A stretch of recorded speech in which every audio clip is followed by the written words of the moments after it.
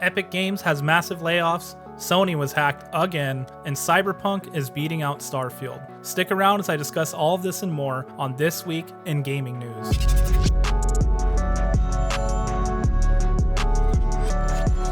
Starting off this week, we have some sad news to report, as there have been some pretty massive layoffs over at Epic Games. 830 employees, or 16% of the entire operation. Tim Sweeney, the CEO and founder of Epic Games, sent an email out earlier today stating that the company had been spending way more money than it was earning. And along with all the layoffs, Epic also intends to sell off Bandcamp, which is a music storefront they acquired last year. Tim stated the layoffs would stabilize them financially and that no further layoffs were necessary at this time. The severance included 6 months pay and healthcare, which is a pretty nice gesture, but while he did state that saying goodbye to people is a terrible experience, I did not once see an actual apology anywhere in the letter. This is something I always hate to see, and I hope all the talented people affected will find new employment quick. Tech companies just can't seem to catch a break this year regarding layoffs.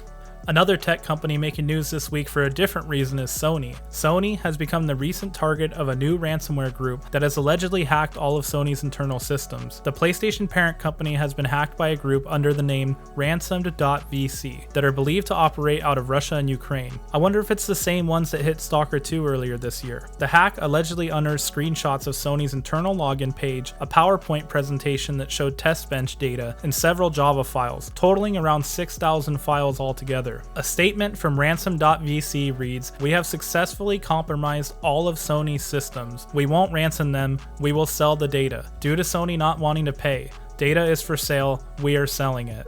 While the group hasn't listed a price for the data, they left contact details for Sony to get in touch with the post date of September 28th. So what does that mean for gamers?